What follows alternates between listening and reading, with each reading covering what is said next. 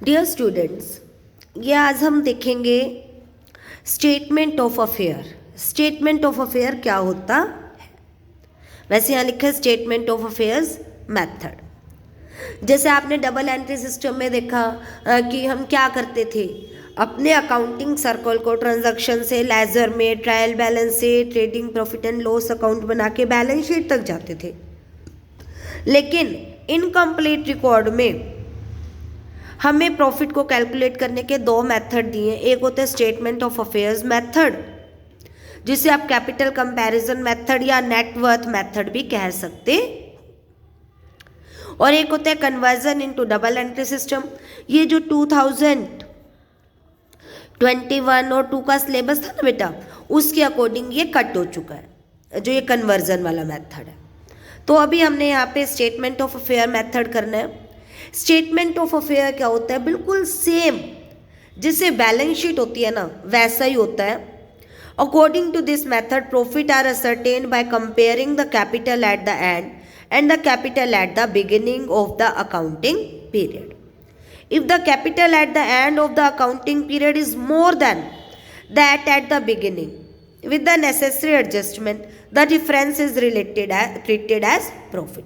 मतलब हम जो ये स्टेटमेंट ऑफ अफेयर बनाते हैं, इसके अकॉर्डिंग क्लोजिंग कैपिटल को कैलकुलेट करते हैं, और जो डिफरेंस आता है ओपनिंग कैपिटल और क्लोजिंग कैपिटल का, दैट इज वो आपका क्या है? प्रॉफिट होता है। उसमें कुछ एडजस्टमेंट भी की जाती।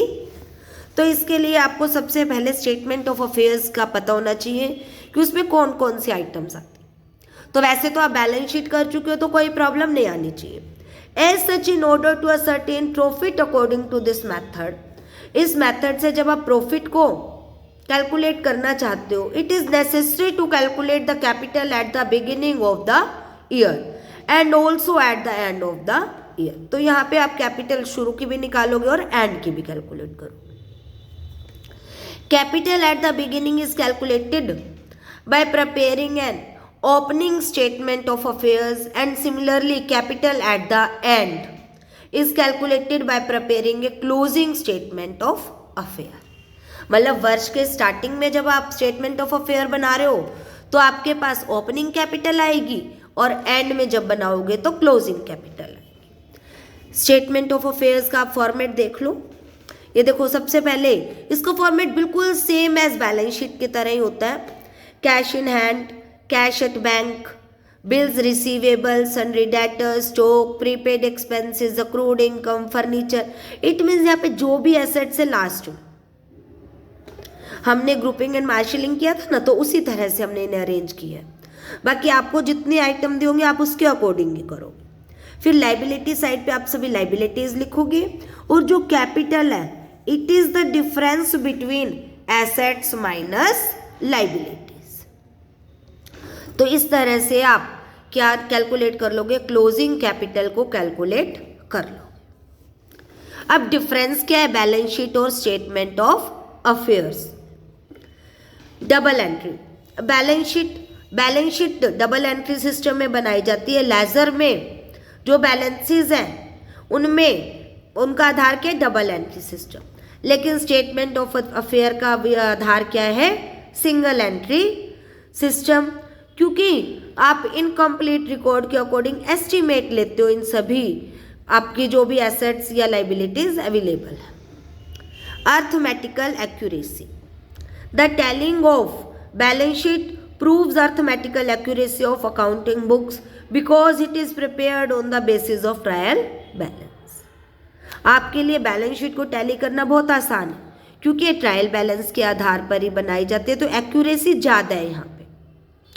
लेकिन जो स्टेटमेंट ऑफ अफेयर है, उसमें कोई अर्थमेटिकल एक्यूरेसी नहीं रहती, मतलब एस्टिमेटेड वैल्यूज ही रहती हैं सारी। Value of assets and liabilities, ये जो बेस्ड होती हैं वो लेजर अकाउंट्स पे बेस्ड होती हैं।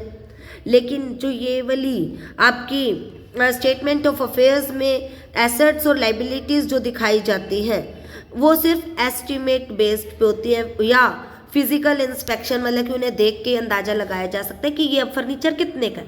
हमने फर्नीचर का कोई अकाउंट नहीं बना रखा होता वहाँ पे। Object, it is prepared for ascertaining the financial position of the business. ये बिजनेस की फाइनेंशियल पोजीशन को शो करता है, जबकि इसकी कैलकुलेशन स्टेटमेंट ऑफ अफेयर हम प्रॉफिट को कैलकुलेट करने के लिए हेल्पफुल होती है, बस prepare for ascertaining the capital of the business. Omission of an assets और द लाइबिलिटी, अगर इफ एन एसेट्स और लाइबिलिटी अगर हम डालना भूल जाते हैं तो हमारी बैलेंस शीट मैच ही नहीं होगी, तो हमें गलती का पता चल जाएगा। लेकिन यहाँ पे हमने मैच तो करनी ही नहीं बैलेंस शीट, तो अगर हमने कोई एसेट्स या लाइबिलिटीज लिखना भूल गए तो उसे हम फाइंड आउट भी नहीं कर पाएंगे। रिलायबल, बैलेंस शीट को विश्वसनीय माना गया है क्योंकि डबल एंट्री सिस्टम पे बेस्ड है, लेकिन इनकम्प्लीट रिकॉर्ड को विश्वसनीय नहीं माना जा सकता। अब हम इसके बेस पे प्रॉफिट्स की कैलकुलेशन कैसे करेंगे वो हम अपनी नेक्स्ट वीडियो में देखेंगे।